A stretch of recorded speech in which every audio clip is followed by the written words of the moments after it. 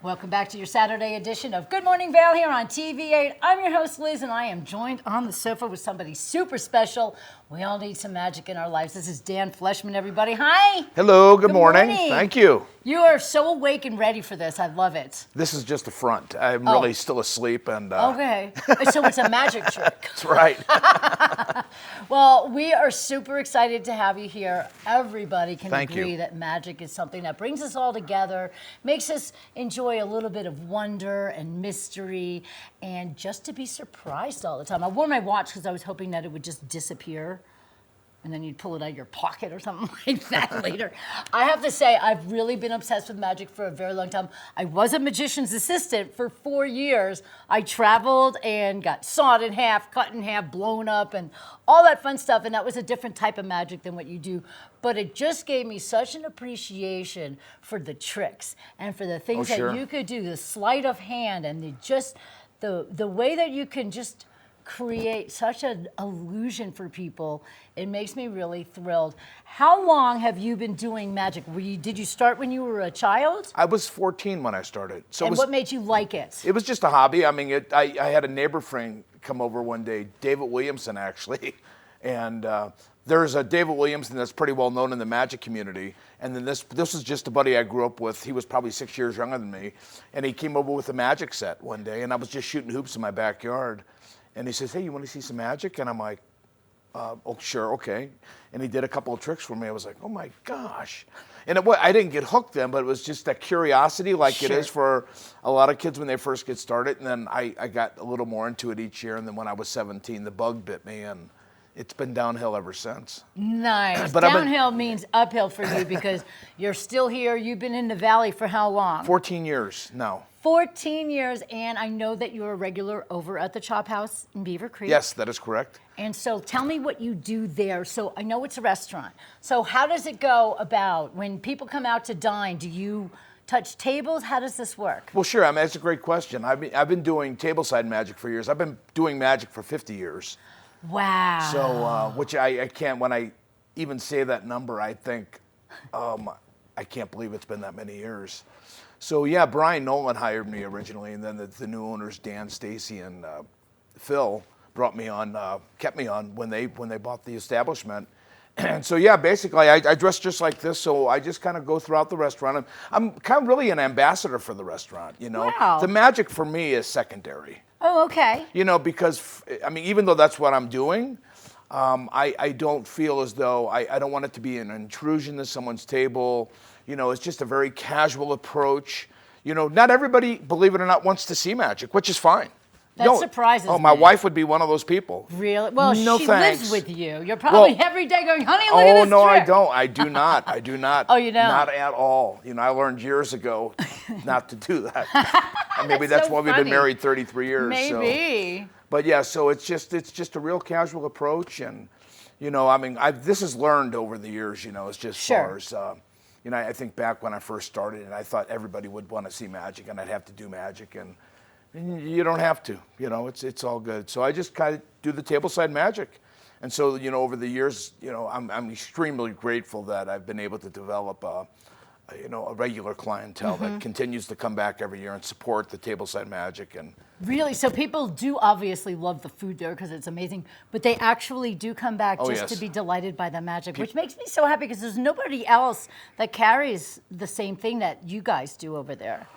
Well, I mean, I have a friend of mine in town. His family owns a restaurant in Minturn. Oh, really? And, you know, TJ, he does magic over there as well. Oh, nice. And, it's different than what I do, though, because he also runs, he's one of the owners, and he's the GM, so he's busy doing other things. But plenty of people go over there, too, to see him. Yes. Yeah, that's really cool. What is the most exciting magic act you've performed anywhere in the United States?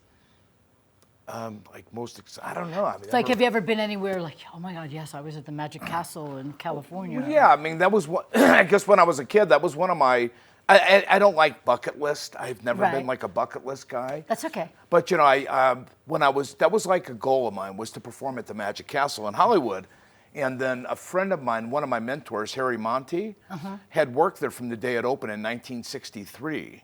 Wow, it's been open almost as long as Vail's been Vail. Yes, so 63, it opened in January 63.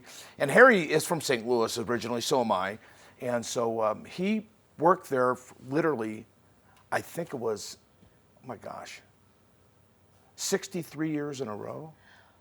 Wow, that's one He holds heck the of record. a job holding, record. Every year he would go out and work 1 or 2 weeks at a time, and he performed didn't miss a year. And That's so amazing. Harry knew the owners very well, and I didn't even audition to perform there. Okay. I mean, I was very lucky, I guess, because back then they didn't have video. You know, you would send in DVDs or video, you know. So they took Harry's word, and I think my first year I performed there was in 1983. That's incredible. And it's something that you can always do because you're probably always coming up with new ideas, new tricks. Trying to, working on that sleight of hand, which I am always just absolutely blown away by because the quick is just, you know what I mean? Like it really is just, it's an art, it's a talent, and you really, really need to know what you're doing. You can't just go decide, I'm gonna pull off a magic trick because it's not that way. Has anybody famous inspired you? You know, I have a lot of inspiration. You know, when you're a kid, I mean, I saw, Doug Kinning perform. I got to meet Doug Kinning, Mark Wilson. You know, any of the people when you're first seeing magic on television, you know, that's like, you know, so the inspiration there. I mean, I had mentors in St. Louis growing up. Gene DeVoe was one of my. I worked at his magic shop when I was a teenager, and you know, Gene didn't teach me a lot of magic, but he really, just by watching him perform, I kind of learned the. You know, you just pick it up. I mean, it's a learned trade, Sure. I think, you know. So as you perform, like, you know, you're talking about what you used to do, and, you know, it's you know, as the more you perform, that's my advice when I give to young kids, you know. Nothing replaces performing. I agree, and practice, practice, practice, especially if you're a young person.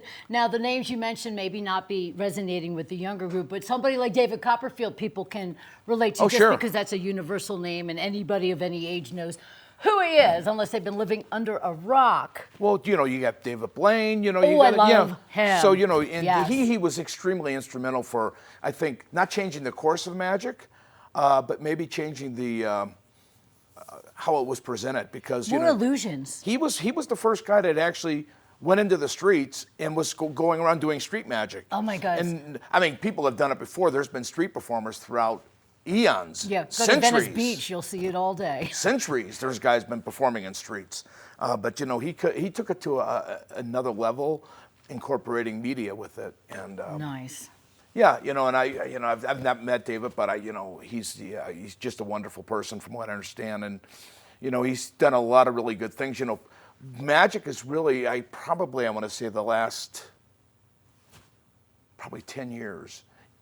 There are so many magic theaters throughout the country now. It's grown I mean, massively. they're everywhere. And even like we were talking off camera before, the Penn and Teller, what is it called? Trick Me or Fool us. Fool Us. I love that show because you get magicians from all over the Sure. country and they do their trick and they want to see if they could. But I would say most of the time they figure it out. And when I was a magician's assistant, I would tour with this guy and I would literally stare and I would be like, I'm going to learn that trick. And I did not. I mean, I knew some tricks because I was part of them. Sure, right. But all of the other stuff he did, no matter how many times I would stare at it or watch it or look at that dove, you know, just trying to figure out how he was pulling these things off, I couldn't get it. So that's the beauty of magic. It is magic. There's a word that is just something that embraces us all. And everybody hears that word and we just want to be delighted. And I can't wait. When we come back, you are going to do some magic tricks for everybody. I was supposed to bring magic? Yes. Oh, no. Well, you could pull something out of your hat, right? I have no hat. No hat. See how good he is? Dan Fleshman, everybody. We're going to come back and see some lovely up-close magic tricks for you guys and let you know where you can find him so you can enjoy him all year round. This is TV8, everybody. We'll be right back. Good morning, Vail.